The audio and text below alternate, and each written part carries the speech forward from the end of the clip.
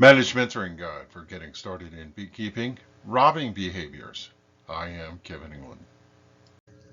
In this lesson, we will explore the honeybee behavior of robbing.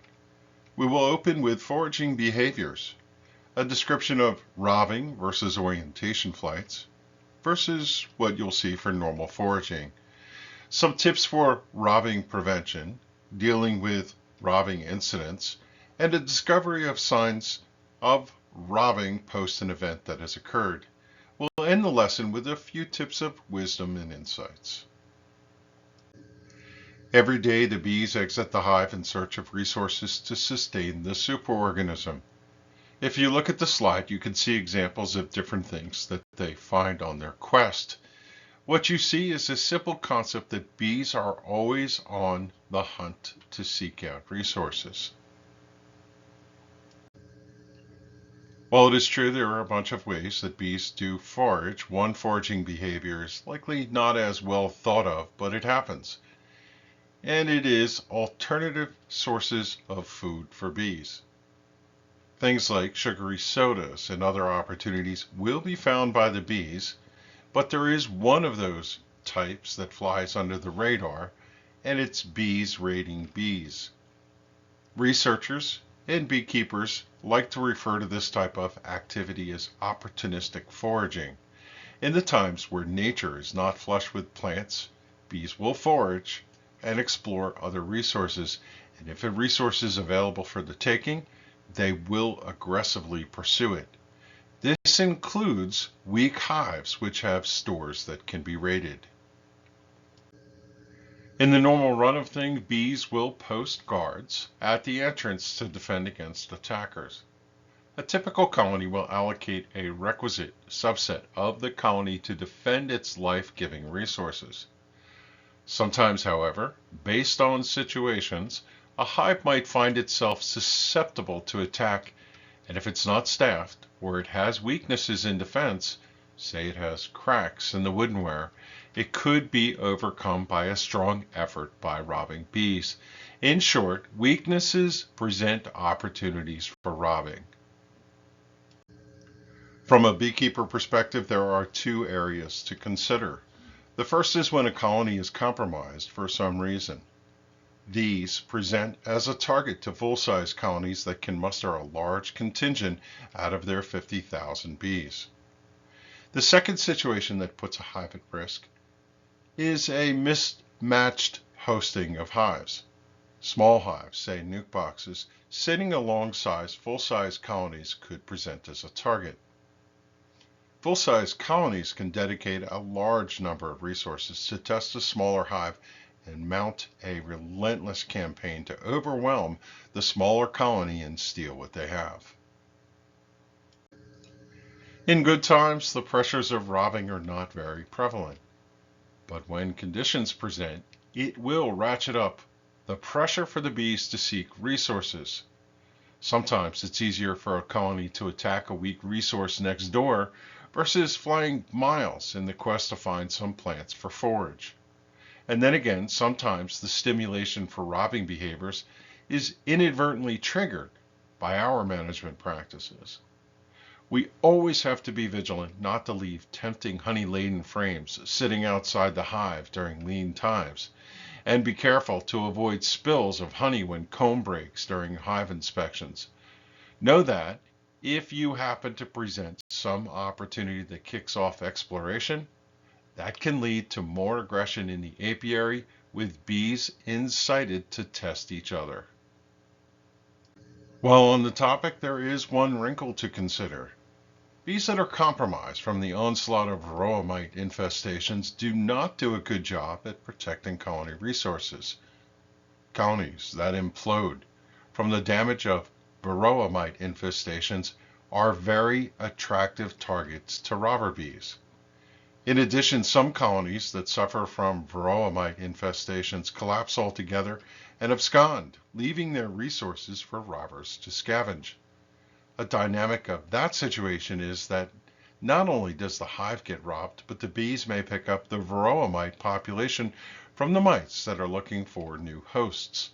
This dynamic is set off by opportunistic robbing, which was mentioned in the varroa mites in fall lesson. Generally, normal entrance defense is based on the smell of arriving bees. Bees coming in are sampled for smell, or they are inspected for what they are carrying. If they pass muster, they are let in, and if they do not, they are challenged and in some cases outright attacked. Bees that are in a robbing behavior will aggressively mount a charge to move past guards. Once they're in, they can often move around inside the hive and pull the resources that they have come for. Given the challenge of possibly being accosted when landing, a common tactic of a robber bee is to dart into the entrance. They will look to fly directly in or secure a quick landing and movement into the hive. This is not the same when looked in contrast to a returning forager, which will land and walk into the hive after carrying a heavy load. If the onslaught becomes serious, sometimes bees forego any stealth and simply rush the entrance in an all-out blitz. At any time, it's not uncommon to come to a hive and see a large number of bees flying at the entrance. This is not talking about the typical comings and goings of a busy hive, but more like a large contingent of bees flying in a cluster over the entrance. If you think about it, new bees will come out of the hive and fly orientation flights. This happens every day when colonies are rearing new bees, and it often happens all at once during some part of the morning or afternoon. Beekeepers get confused when comparing the activity to a robbing event, and it's not hard to do because, well, the behaviors have similarities in appearance. There are a few clues to help you detect which is which. Orientation flights have no fights. When bees are robbing, there will be scuffles on the landing board. The flight appearance is different. Orientation flights bob and weave back and forth. Robber flights are more direct. One key thing to look for in a robbing review is inspections. Robbing bees are looking at every seam, every crack and hole. They will test the inner cover. They will have supreme focus on the entrance and how to get in. But when you see bees all around the equipment trying to exploit the margins, you know you have robbers at work. Following on that notion, when considering robbing versus orientation, consider the timing that you're observing it. If you're lucky enough to go out to your hives during the day, colonies sometimes develop a pattern for when they kick in to do orientation flights. That might aid in your assessment if you can observe what time a colony orients. The primary defense against robbing is to make the hive defensible. Close down or alter the entrance so that the host colony can defend it. If you look at the image on the slide, this is about as simple as a robber screen as you can get. Just a couple boards and a screen, and the T object floating above the robber screen is inserted to close the device down or pulled out so that the entrance is at the top of the robber screen. Robber screens and simply closing the entrance down to smaller holes often does the trick. Sometimes beekeepers run this style robber screen all year long, and it eliminates the possibility of a robber bee being able to dart into the gap. The colony itself is forced to land and come into the seam created in the top when the T part is removed, but the robber bees never quite figure that out. The last slide is an example of one of many types of robber screens, and they come in many forms. Some are simple, like the one shown, and others are quite sophisticated. What you use is personal preference. Consider the designs and features, and be sure that you get one that fits the entrances of your equipment that you're running. One of the best defenses against robbing is not to entice it in the first place. Be very careful, especially during dearth periods, not to do anything that leaves resources out for the taking. One possible concern is leaving harvested honey boxes out in the open for the bees to clean up. It gives foragers a taste and sets them up for exploration for more. It can most certainly lead to bees probing hives for robbing opportunities. Clean up spilled honey. Do not leave open honey or food during periods of lean forage in nature. Avoid open feeding when times are lean. In fact, we would recommend that you avoid it altogether as a new beekeeper. Take care to seal off any feeders if you are feeding bees so that only the colony you are feeding can get to the food from underneath. And avoid smelly additives in your food, like, say, Honeybee Healthy. Robber bees can smell the food when it's giving off enticing odors. Again, that might kick in instincts to probe and rob. Once you get established, you might experiment with open feeding, but for now we suggest you stay away from it as a new beekeeper, as now is not the time to put your hives in jeopardy. If you encounter a problem, simply close things down if a colony is under assault. Suit up, light a smoker, but know that a smoker is not overly effective against a large robbing event. Assess the onslaught and take commensurate action based on what you're seeing. If it's a small-scale event, close the entrances down, plug any gaps, or maybe you close the hive down altogether, making sure that you leave some sort of airflow until the robbing situation abates. If it's a large-scale onslaught, consider a sprinkler or a wet white sheet draped over the hive. In these instances, time is of the essence, so consider your options ahead of time and have a plan, in case you encounter the situation and you need to act with haste. It is a consideration that if you see a robbing event that is boiling over, it's likely too late and it's gotten too far to rescue the hive under attack.